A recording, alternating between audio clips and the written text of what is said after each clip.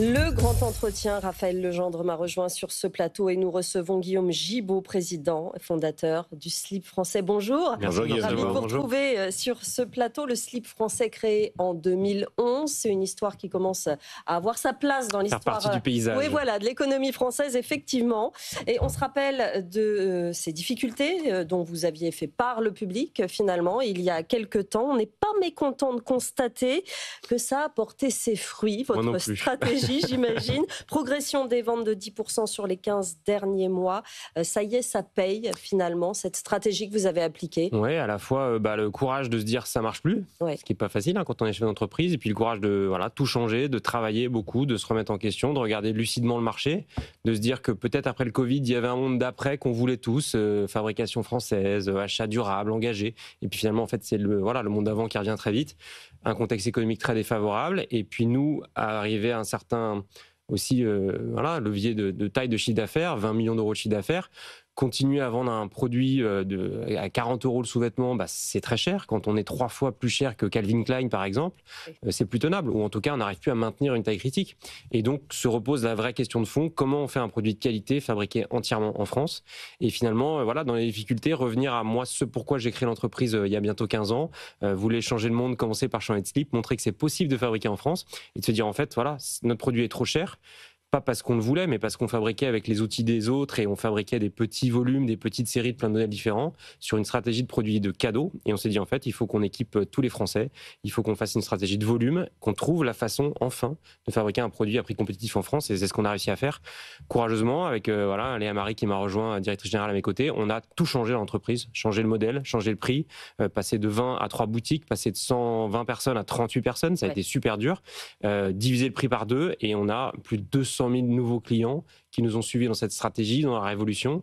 Parce que il y a effectivement dans le fait que le slip français fasse partie du paysage, il y a un truc très simple, de bon sens. En fait, si on montre qu'on arrive à fabriquer un slip en France, c'est quand même le point de départ de faire pas mal de choses bien derrière. Alors effectivement, vous avez cassé les prix, vous avez quitté les boutiques, vous avez misé sur les grandes surfaces. Ça a été un changement radical après 12 ans. Mais aujourd'hui, vous nous dites que produire des sous-vêtements, du textile en France, c'est possible de le faire à petit prix? Exactement, c'est possible à petit prix. Il y aura toujours moins cher que nous. Quand on voit les Shein, les Temu qui vous vendent 5 slips pour 20 euros, on n'arrivera jamais à faire ça parce que ça, c'est des conditions qui ne peuvent pas exister. C'est des gens qui en sont victimes. C'est combien aujourd'hui un slip français? Chez nous, ça va être autour de 15-20 euros, le sous-vêtement. Donc, mais on se rapproche pour moi du prix référent de marché. Si vous allez dans une enseigne de grande distribution, là où se fait 50% des ventes de sous-vêtements hommes en France, vous prenez 3 slips, vous mettez façon rayon de façon à peu près objective, 3 slips, ça vaut 29 euros. Aujourd'hui, on est nous à 29 euros les deux, donc on est encore 30% plus cher, mais on travaille avec cet effet volume pour innover à l'usine, investir dans le personnel, investir dans les machines automates qui font gagner du temps, pour réussir à aller à ce prix-là et dire en fait, mais non, la fabrication française, ça ne coûte pas plus cher. Si on arrive à faire en sorte d'industrialiser, d'être très bon sur tous les métiers, sur tout ce qu'on fait pour être excellent opérationnellement et tordre le cou à cette idée que le Made in France coûte plus cher. On a un SMIC qui est beaucoup plus élevé et tant mieux. C'est le modèle. Il y a quand même des coûts fixes sur les coûts salariaux, sur les charges. Il faut être d'autant plus agile. C'est l'ingéniosité française. Il faut avoir les bonnes machines, les bons automates et c'est pas des gros mots. Il faut faire de l'industrie et peut-être le point de départ, j'aime bien cette idée-là, c'est la bataille morale de se dire en fait on est capable de le faire en France. C'est quand on voit des machines qui permettent de fabriquer de façon plus automatisée des sous-vêtements, c'est pas non plus des choses qui font décoller des fusées, c'est des machines simples qui valent 30 000 euros, 40 000 euros. Par contre, avoir le courage de les mettre en place. C'est l'automatisation. On a reçu différents chefs d'entreprise qui produisaient notamment des produits d'entretien à faible valeur ajoutée, mais qui disaient on peut produire en France si on automatise. Il y a une partie de la réponse est dans l'automatisation, mais c'est aussi en fait toute la chaîne de valeur qu'on va optimiser. En fait, il faut partir du prix de vente que le client, que nous tous citoyens, on est prêt à payer, et en fait. Bien sûr qu'on soutient le Made in France, mais on ne peut pas mettre 50% de prix en plus, c'est pas possible.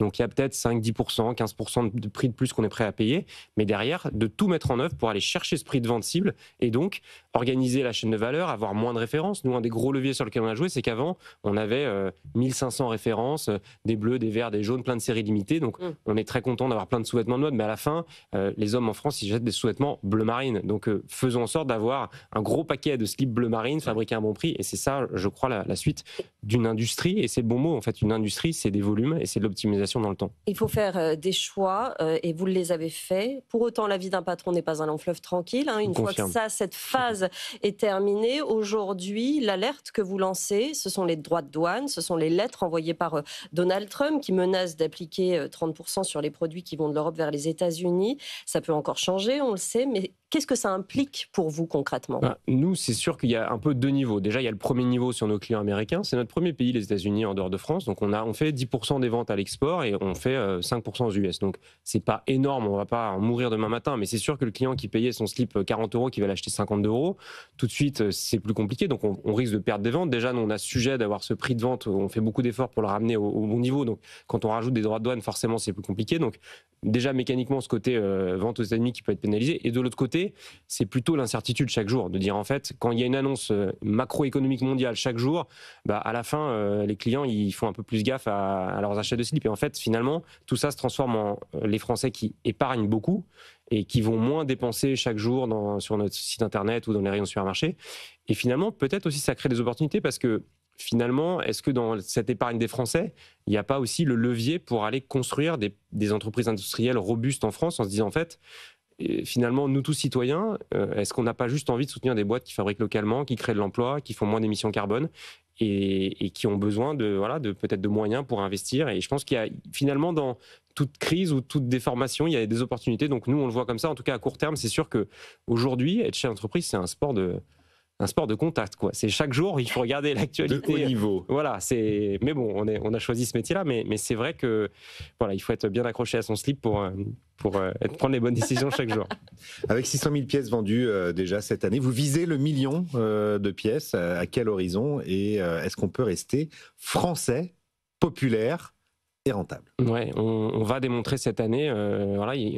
Évidemment, la fin de l'année qui est cruciale pour nous. Noël est un grand moment, donc il faudra que les Français soient malins avec nous dans leur cadeau de fin d'année. Mais oui, on va réussir. C'était compliqué la consommation ces derniers temps. L'incertitude fait que vous avez parlé du taux d'épargne qui n'a jamais été aussi élevé et la consommation est plutôt en berne. Exactement. Donc nous, on réussit à faire un très bon premier semestre et tant mieux. On a 10% de croissance, on a 200 000 nouveaux clients. Dans notre usine, on fabrique 15 000 slips par semaine, donc c'est juste dingo. À Aubervilliers. Exactement, chez Bonne Nouvelle. Donc on est très très heureux de ça et on va continuer. Il faut qu'on arrive à continuer à être agile, à être performant, à trouver l'équilibre entre être drôle et en même temps un vrai produit de qualité vendu sur les bons canaux sur la fin de l'année. On devrait réussir. On avait ce fameux 400 000 de révolution l'année dernière. Cette année, on s'était fixé 1 million et je pense qu'on va plutôt être à 1,2 million, 1,3 million. C'est autant d'emplois en plus, c'est autant de CO2 qu'on arrive à ne pas émettre en fabriquant en France. Donc il y a vraiment un modèle pour montrer que c'est pérenne, le Made in France, que c'est rentable, que ça fait des boîtes qui génèrent du résultat net, du cash, et on entend bien démontrer ça. Et au bout de 15 ans, si le slip français est le symbole dans un produit du quotidien, le slip, c'est ce qu'on met tous les matins. Moi, ce que j'aime, c'est que nos clients, ils nous disent qu'ils sont fiers de le porter. Et je crois que si on arrive collectivement à montrer que le slip français, c'est une boîte dont on peut être fier, qui est rentable et qui montre que c'est possible de fabriquer en France, à commencer par le slip, on aura fait un bon bout du chemin. Vous l'avez dit tout à l'heure, vous avez réduit vos effectifs de 120 à 38 salariés. Est-ce que vous avez dû réembaucher ? Et est-ce que cette expérience globale ces 2 dernières années a fait de vous un patron finalement qui prend moins de risques ? Non, au contraire, je dirais que je suis prêt à prendre plus de risques aujourd'hui. Ce qu'on apprend quand on traverse des périodes difficiles comme ça, c'est que, évidemment, c'est un succès collectif, c'est un succès d'équipe, aussi bien les équipes en interne que les partenaires à l'extérieur, que je remercie au passage. C'est en fait, ça pousse à être radical, à revenir à ce pourquoi on fait les choses, ce pourquoi votre entreprise existe, et à laisser de côté tous les trucs un peu superflus. Et je crois qu'au contraire, c'est en prenant des risques, en étant audacieux, qu'on réussit. Et l'histoire du slip français le prouve. Moi, quand j'ai démarré, j'étais d'insouciance totale. Je n'avais jamais mis les pieds dans une textile. J'ai dit, vous voulez changer le monde, commencez par changer de slip. On a détourné les slogans présidentiels. On a fait plein de trucs interdits. Et c'est ça que finalement les Français attendent de nous. Et tant mieux. Et je pense que passer par des phases de doute, il y a 18 mois, on ne savait pas comment payer les salaires, au mois de mars 2024. Donc quand on est chef d'entreprise, c'est des vraies difficultés. Mais quand on arrive à les surmonter, ça donne plus de force, plus d'allant et ça encourage à prendre plus de risques. Et aujourd'hui, effectivement, on a fermé 17 boutiques. Donc c'est sûr qu'on est passé de 120 emplois à 38. Donc c'est mécanique, c'est difficile. Mais je crois que quand on explique bien les choses, on avance, on fait les choses dans le temps, ça fonctionne. Et en même temps, on n'a pas le choix. On doit trouver des solutions pour que ça marche. Le principal canal de distribution aujourd'hui pour le slip français, alors on a parlé de la grande distribution, mais c'est aussi le numérique, j'imagine. On fait 70% des ventes sur le site web. Ça a toujours été notre premier canal de vente. On a aujourd'hui 600 000 clients. On en a 200 000 nouveaux. C'est énorme, hein, 200 000 nouveaux clients depuis 15 mois.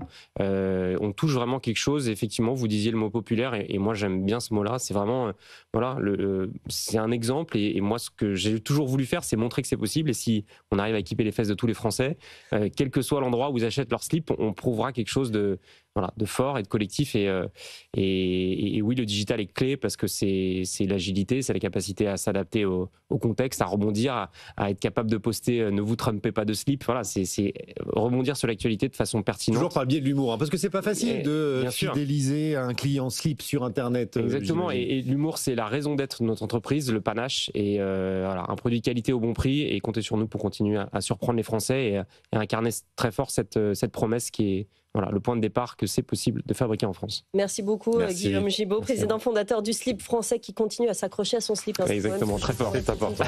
Merci beaucoup d'être venu sur le plateau de la matinale de l'économie.